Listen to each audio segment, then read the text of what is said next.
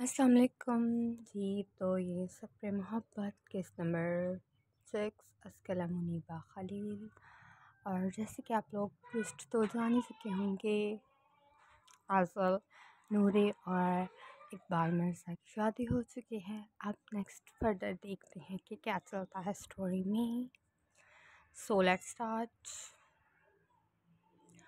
وہ cab driver کو پیسے دے رہا تھا۔ نورے کو تب تک نور اندر لے گئی۔ نورے پہلی دفعہ یہاں آئی تھی۔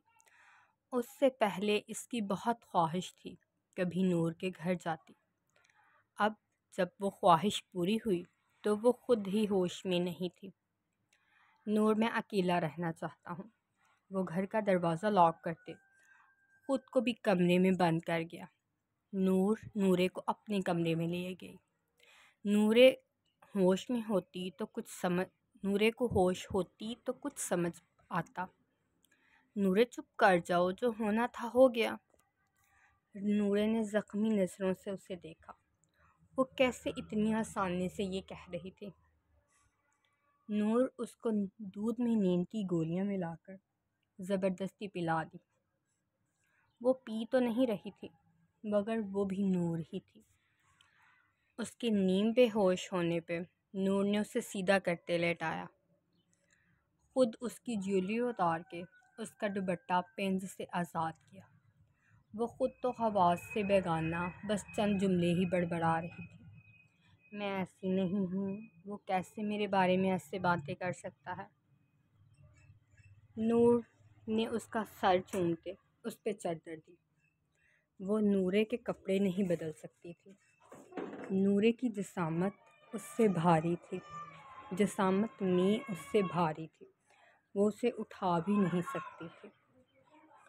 نور خود دبلی پتلی سی تھی جبکہ نورے تھوڑے بھاری جسم کی حامل تھی۔ وہ تو مشکل سے اس کا دوپٹہ اس سے الگ کر سکی تھی۔ نور نے آج بہت بڑا فیصلہ کیا تھا۔ وہ نہیں جانتی تھی اس کا انجام کیا ہوگا۔ وہ ابھی بہت تھک چکی تھی۔ وہ صرف آرام کرنا چاہتی تھی۔ اس نے آرام کے لیے آنکھیں موند لیں۔ کیوں؟ اس کے آنسو بہہ رہے تھے۔ صرف یہ بتا دیں کیوں؟ اس کے بچھڑنے پہ صبر کر تو لیا تھا، پھر یہ کیوں؟ ایک اس سے محبت میں وحدیت مانگی تھی۔ میں نے صرف یہی تو چاہا تھا، اس کی اور میری محبت میں میری طرف سے کوئی تیسرا نہ ہو۔ آپ نے وہ بھی نہیں سنا۔ وہ رو رہا تھا۔ کاش کوئی آ کر دیکھتا کہ مرد کتنا روتا ہے۔ مرد پتھر نہیں ہوتا، وہ بھی انسان ہی ہوتا ہے۔ چوٹ پہ درد اسے بھی ہوتا ہے، اس کے دل میں بھی اللہ نے حساسیت بنائی ہوتی ہے۔ اس کا دل بھی تکلیف پہ درد کرتا ہے۔ ابھی تو میری محبت کو میرے دل کے قبرستان میں جنازہ بھی نہیں پڑھایا گیا اور آپ نے تیسرا لا کر کھڑا کر دیا۔ وہ اللہ سے شکوہ کر رہا تھا، انسانوں سے کرنے کا حق نہیں رکھتا تھا۔ جو محبت کسی کو جتائی نہ ہو اس کے بارے میں شکوہ کیا جائے۔ وہ درخشاں سے شکوے کا حق نہیں رکھتا تھا۔ جس سے رکھتا تھا وہ وقت سے پہلے جواب نہیں دیتا تھا، پھر جب جواب دیتا تو کوئی سوال بھی نہیں بچتا تھا۔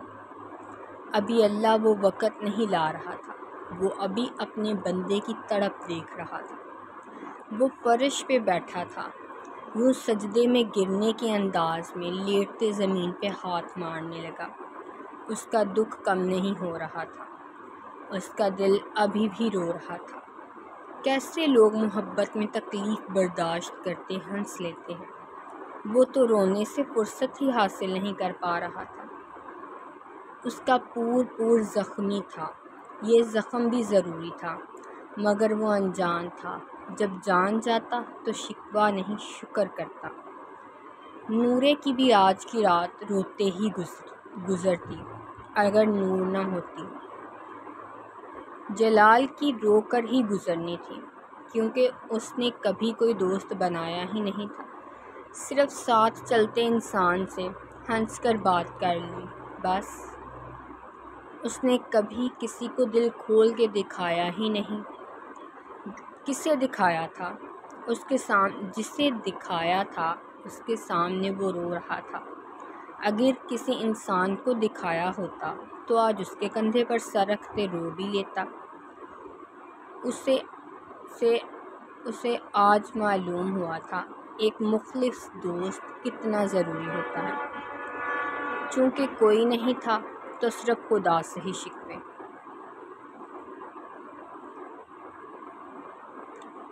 درخشاں کو جعفر کے کمرے میں بٹھا دیا گیا تھا۔ اس کی کزنز باہر دروازے کے آگے کھڑی۔ درخشاں کا وجود سن ہو رہا تھا۔ وہ جعفر کی بے اعتنائی یاد کرتے یہاں بیٹھنے کا رسک نہیں لے سکتے تھے۔ جعفر کو ابھی آنے میں وقت تھا۔ وہ بیڈ سے اپنا لہنگا سمیٹتے اٹھی۔ وہ نہیں چاہتی تھی کہ وہ اسے کچھ کہے جس سے اسے تکلیف ہو۔ وہ پہلے ہی اس کے مطابق کام کر دینا چاہتی تھی۔ جعفر کو باہر اس کی کزنز نے روک لیا۔ وہ ان سے الجھ رہا تھا۔ اپنی ماں کی موجودگی کی وجہ سے وہ سب بھاڑ میں بھیج کر گیسٹ روم میں بھی نہیں جا سکتا تھا۔ جعفر بہت جھنجھلا رہا تھا۔ اندر درخشاں اپنے دوپٹے کی پنس نکالنے میں جھنجھلا گئی تھی۔ بٹ یہ دونوں کپلز بہت جھنجھلائیں گے، آگے دیکھتے جائیں گے۔ لگتا ہے جعفر صاحب کو اپنی بیوی سے ملنے کی بہت جلدی ہے۔ ان میں سے ایک لڑکی کافی بولڈ تھی۔ جعفر کو اس کا انداز سخت زہر لگا۔ اگر اسے بے صبری تھی بھی تو وہ عیاں کرنے والوں میں سے نہیں تھا۔ اسے اپنے جذبات خود تک رکھنے پسند تھے۔ مجھے کسی سے ملنے کی جلدی نہیں۔ وہ اپنی ماں کو کیش لانے کا بولتے ان سب کی طرف دیکھتے کافی سختی سے بولا۔ ان سب نے تو درخشاں کے لیے دعا ہی کی تھی۔ اس کی آواز کافی اونچی تھی۔ درخشاں اس کا لہجہ اور الفاظ سمجھ چکی تھی۔ ایک آنسوؤں کی قطار اس کی آنکھوں سے بہی۔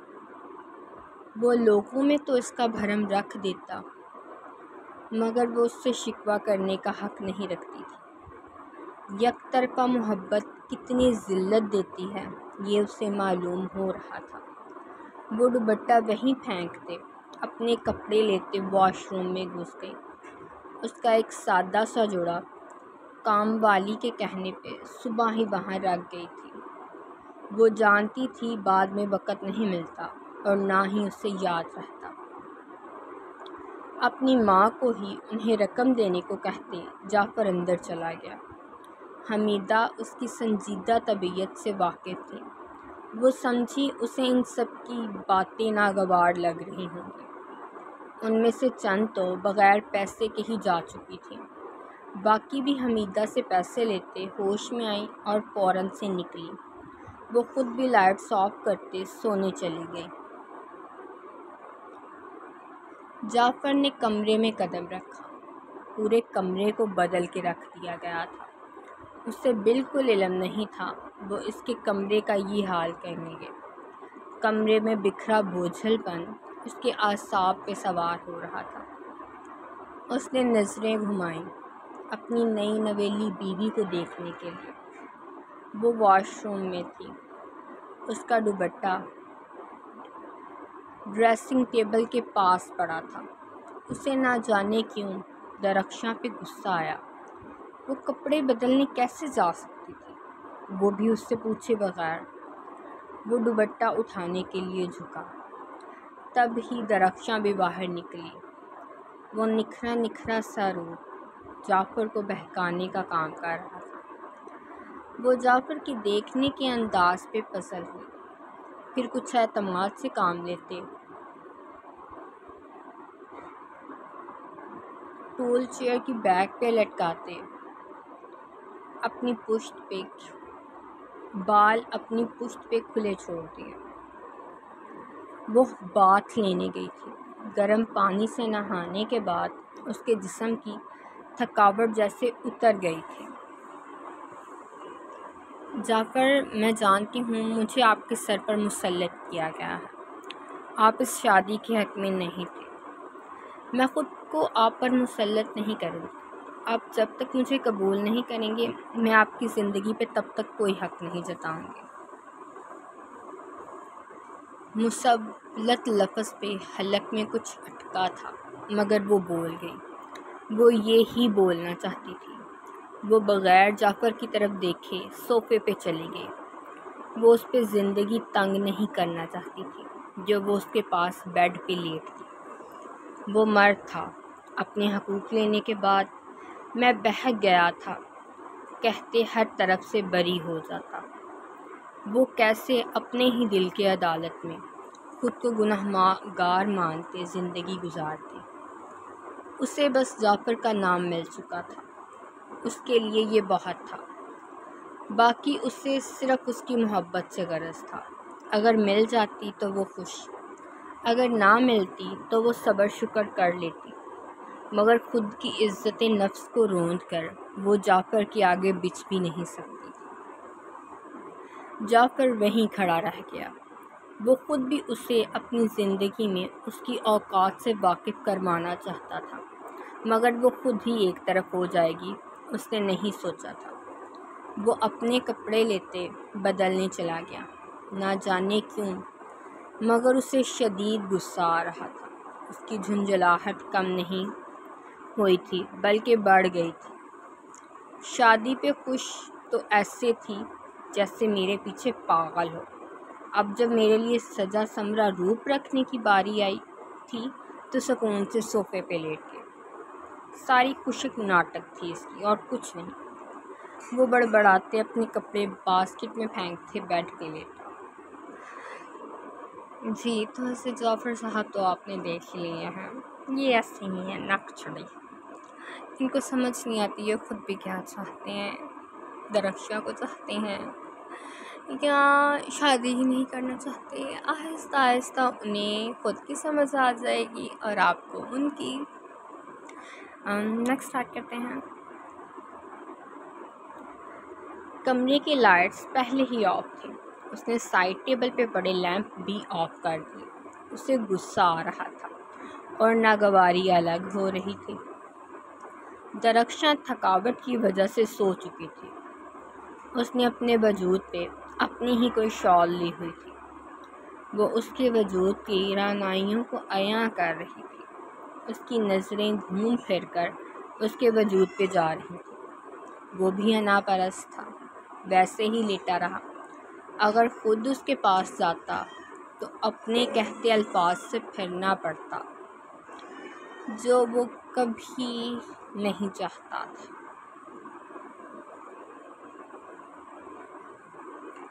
بہت مشکل سے ہی صحیح، مگر اسے نیند آ ہی گئی۔ اسے صبح آفس بھی جانا تھا، مگر اس کو سونے میں ہی 12 ہو گئے تھے۔ ان کا ریسیپشن 1 ہفتے بعد تھا۔ ان کے سب مہمان بھی کل تک چلے جاتے۔ اس حوالے سے تو وہ پرسکون تھا۔ کیسے کبھی ہمارے ہاتھوں میں کھیلا کرتی تھی اور اب اتنی بڑی ہو گئی کہ رخصت کرتے کسی اور کے نام کرنا پڑا۔ گلزار بہت زیادہ حساس ہو رہے تھے۔ وہ ابھی عشاء ادا کر کے آئے تھے۔ اجمل بھی ان کے ساتھ ہی مسجد سے آئے تھے۔ وہ اپنے کمرے میں چلے گئے تو وہ اپنے کمرے میں آ گئے۔ گلزار وہ کون سا کسی دوسرے گھر گئی ہے؟ صبح پھر سے چہچہاتی آپ کے سامنے ہوگی۔ ریحانہ کی بات پہ انہوں نے نم نظریں پھیری۔ وہ بھی مرد روتا نہیں والی کیٹیگری میں آتے تھے، اسی لیے چاہتے ہوئے بھی آنسو باہر نہیں آنے دے رہے تھے۔ لیکن اب وہ پہلے والی درخشاں گلزار تو نہیں رہیں گی۔ اب تو وہ درخشاں محمد جعفر کے طور پر ہمارے ساتھ ہوگی۔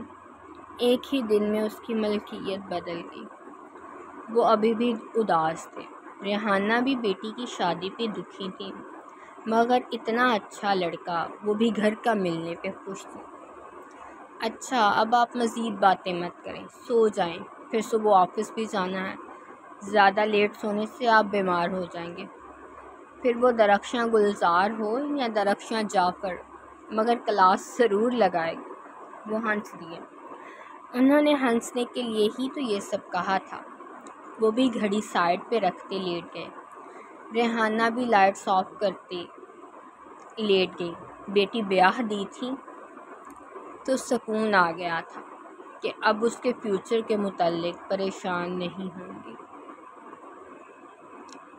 ٹپیکل سوچ آف اور سوسائٹی کہ بس بیٹی کی شادی کرتی ہے تو اب اس کے لیے پریشان نہیں ہونا پڑے گا۔ ویسے I don't like this thought. Jabbar ساری رات نہیں سوئے، انہیں بس صبح ہونے کا انتظار تھا۔ نرگس خود بھی ایک دفعہ آنکھ نہیں لگنے دی۔ وہ تو آفتاب کو بھی کال ملاتے رہے، وہ فون ہی بند کرتے بیٹھ گئے تھے۔ وہ صبح 7 بجے ہی درخشاں سے ملنے کے لیے تیار ہو گئے۔ بہانہ انہوں نے کھانا لے جانے والی رسم کا بنا لیا۔ نیچے میڈ کو کھانا بنانے کا پہلے ہی کہہ دیا تھا۔ جبار کو ان کے گھر کا معلوم تھا۔ نرگس تو ان گلیوں کو دیکھ پریشان تھی، ان کی بیٹی کیسے یہاں رہے گی؟ یہاں تو کام کے لیے کوئی نوکر بھی نہیں ہوگا۔ کہاں انہوں نے اپنی بیٹی کو کیسے کیسے خواب دکھائے تھے، وقت نے ان سب خوابوں کو الٹ کر دیا تھا۔ وہ نم نظریں ٹیشو پیپر سے صاف کرنے لگیں۔ جلال اگلی صبح وقت سے اٹھ گیا۔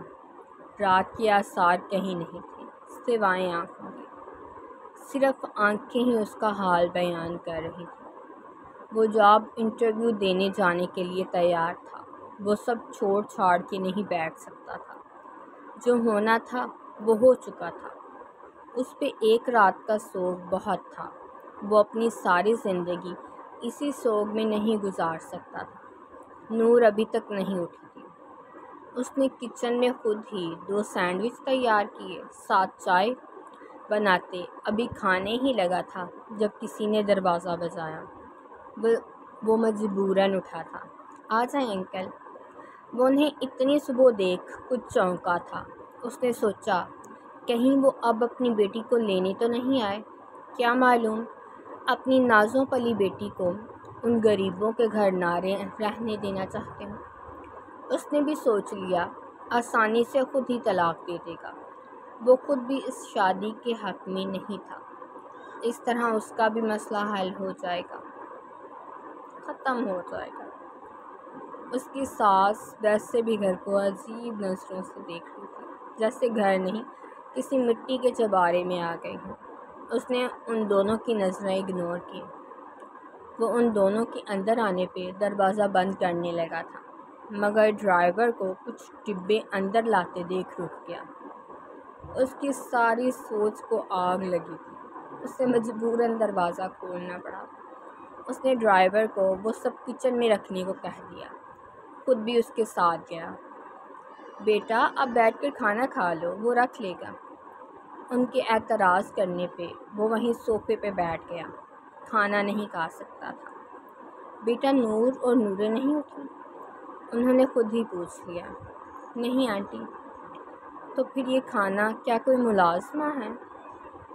ان کے سوال پہ جلال کا قہقہ لگانے کو جی چاہا۔ ملازمہ کے لیے پیسے ہوتے تو کیا ہی بات ہے۔ نہیں آنٹی، یہ میں نے خود بنایا ہے۔ اصل میں مجھے جاب انٹرویو کے لیے جانا تھا تو دیر ہو رہی تھی، میں نور کو اٹھا دیتا ہوں۔ وہ ان کی مزید باتوں سے بچنے کے لیے اٹھا۔ نور بھی شاید کھٹ پٹ کی آوازوں سے اٹھ چکی تھی۔ جلال نے اسے بے تاثر نظروں سے ہی دیکھا۔ باہر تمہاری فرینڈ کے پیرنٹس آئے ہیں، خود بھی جلدی آؤ اور اسے بھی لاؤ ساتھ۔ نور جی بھائی کہتے واپس کمرے میں گئی۔ نورے تو ایسے ہی جانا چاہتی تھی۔ نور نے ہی اسے کپڑے بدلنے کو کہا۔ وہ نور کی کھلی شرٹ پہن لی، اس کے ٹراؤزر اسے پھنس بھی نہیں رہے تھے۔ شرٹس تو کھلی ہونے کی وجہ سے پوری آ گئی۔ نور جلال کی کوئی شلوار اٹھا لائی۔ نورے تو حیرت سے اسے دیکھ رہی تھی، اس نے کبھی ایسی شلوار نہیں دیکھی تھی۔ نور یہ پہننی کیسے ہے؟ وہ شلوار بغیر الاسٹک کے ناڑے والی تھی۔ تم اسے پہننے کے بعد اوپر کرتے گرہ لگا لینا۔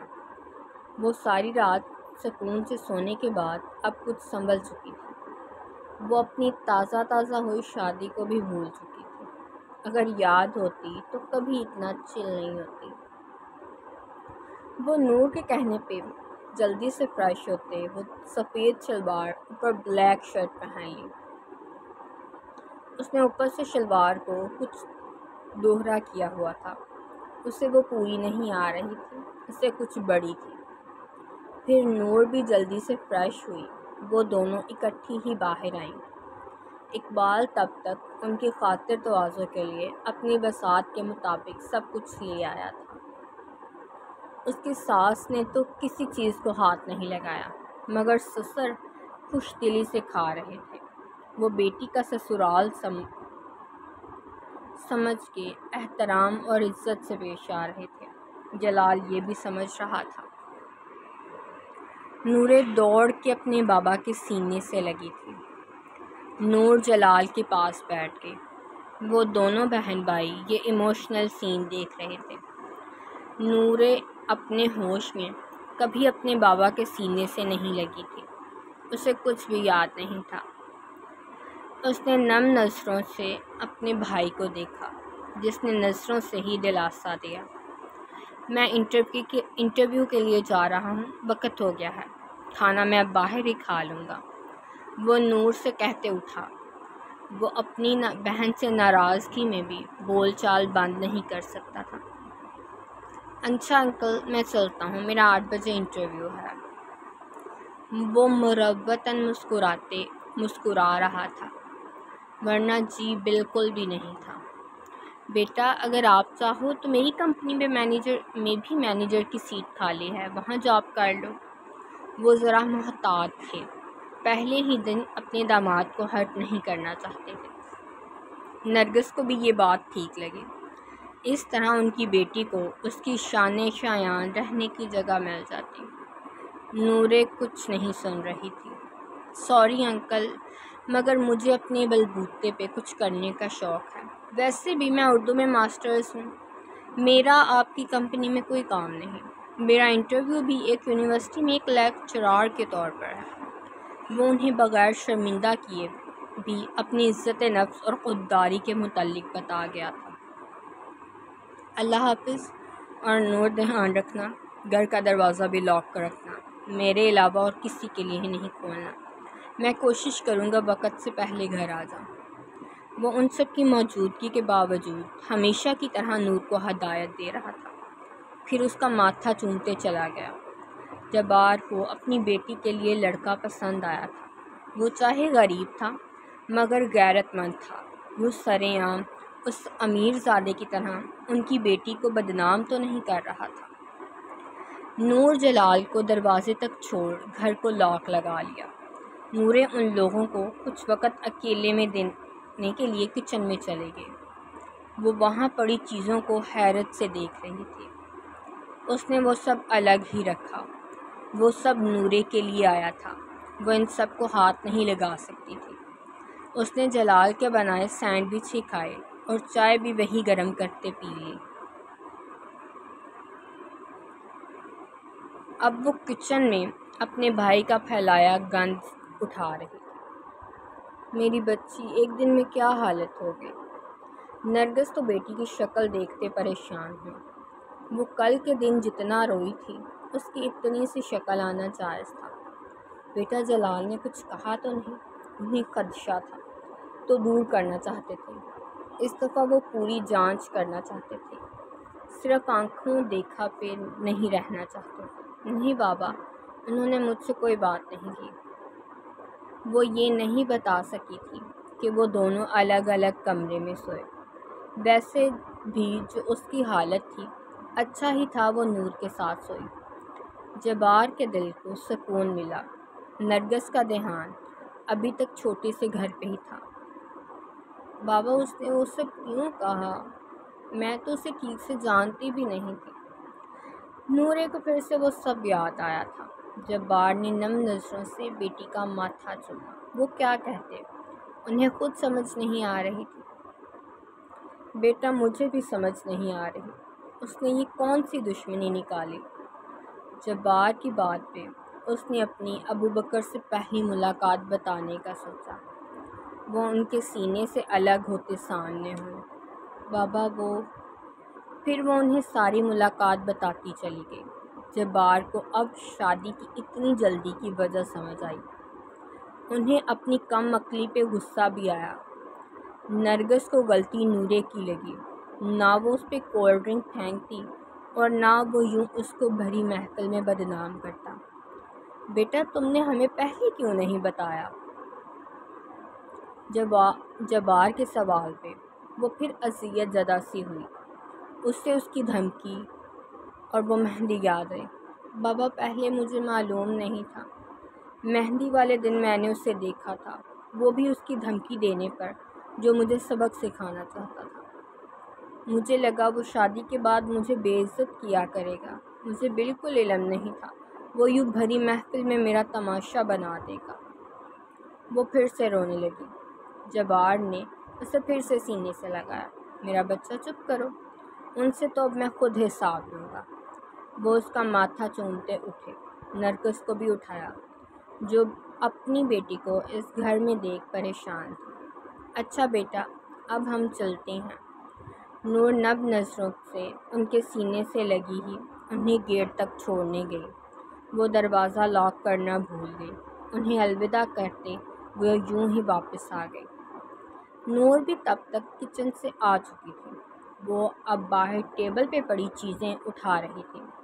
صرف جبار نے ہی کچھ لیا تھا، باقی نرگس کو تو یہ سب گندا لگ رہا تھا۔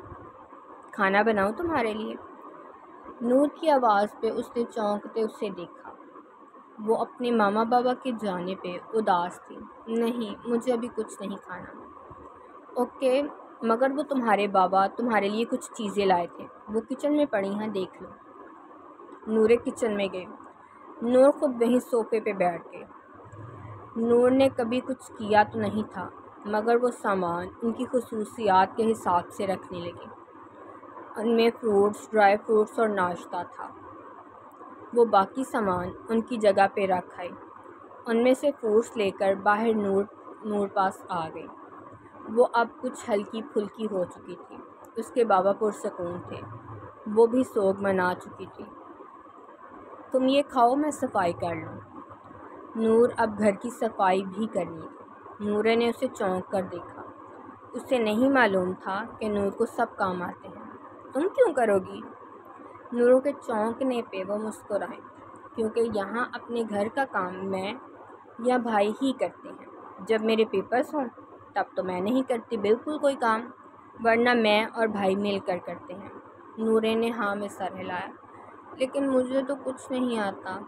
نورے کا منہ رونے والا ہو گیا۔ نور کا جی چاہا کھل کے ہنسے۔ وہ اتنی سی بات پہ روتو بن رہی تھی۔ تو تم سے کرنے کا کون کہہ رہا ہے؟ لیکن جب میں یہاں رہوں گی تو مجھے کام بھی تو کرنے پڑیں گے۔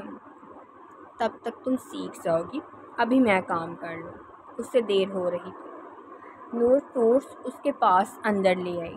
نور صفائی کر رہی تھی اور نورے غور سے دیکھ رہی تھی، کیونکہ بقول اس کے صفائی اس سے بھی کرنی تھی۔ پہلے بھی تم ہی کرتی تھی؟ نورے بور ہو رہی تھی۔ ہاں، تم لوگ کام والی کیوں نہیں رکھ لیتے؟ نورے انگور کھاتے سوال کیا۔ نور نے مسکراتے اسے دیکھا، جو اپنی شادی کے بعد سے دماغ کا استعمال نہیں کر رہی تھی۔ کیونکہ ہم افورڈ نہیں کر سکتے۔ تم جانتی تو ہو میرے پیرنٹس نہیں ہیں۔ بھائی کی سیلری سے ہم دونوں کی پڑھائی اور گھر کا خرچ نکلتا ہے بس۔ وہ نورے کو سچ بتا رہی تھی۔ وہ نہیں چاہتی تھی وہ کل کو کسی خواب کے سہارے جیے۔ وہ لوگ حقیقت میں جی رہے تھے۔ وہ نورے کو بھی پہلے دن ہی اس حقیقت میں جینا سکھانا چاہتی تھی۔ خیالی دنیا میں جینے کی عادت ہو جائے تو حقیقت بہت بری لگتی ہے۔ نورے میں پہلے ہی بتا دوں، یہاں تمہیں ہمارے ساتھ سٹرگل کرنی پڑے گی۔ ہم لوگوں کا گھر اور حالات تم دیکھ چکی ہو۔ دوستی اپنی جگہ، لیکن اگر تم ایسی زندگی جی سکتی ہو تو ہمیں ابھی بتا دو۔ نہیں جی سکتی تو ہمیں ابھی بتا دو۔ بھائی تمہیں واپس آنے پہ چھوڑ آئیں گے، ہمیں بالکل برا نہیں لگے گا۔ تب میں نے صرف تمہاری عزت بچانے کے لیے جو ہو سکا کیا۔ میں نے تب یہ سب کچھ نہیں سوچا تھا۔ نور نے صاف اور سیدھا سچ بولا تھا۔ اس نے کسی لاٹری کے خواب نہیں دکھائے تھے۔ نور میں اتنی بھی پیسے کے پیچھے پاگل نہیں۔ وہ برا مان گئی۔ نور مسکرائی۔ اچھا تو اب باہر نکلو، مجھے جھاڑو لگانا ہے، مٹی فورس پہ جائے گی۔ نور خاموشی سے باہر چلی گئی۔ نور صفائی ستھرائی میں لگ گئی۔ ہاں جی، تو یہ تھا episode number 6۔ Hope so you like it. نہیں پتہ نہیں کون سا ایپیسوڈ تھا، 6 والا تھا یس۔ امید ہے آپ کو یہ پسند آئے گا۔ Enjoy it and take care of yourself. اللہ حافظ۔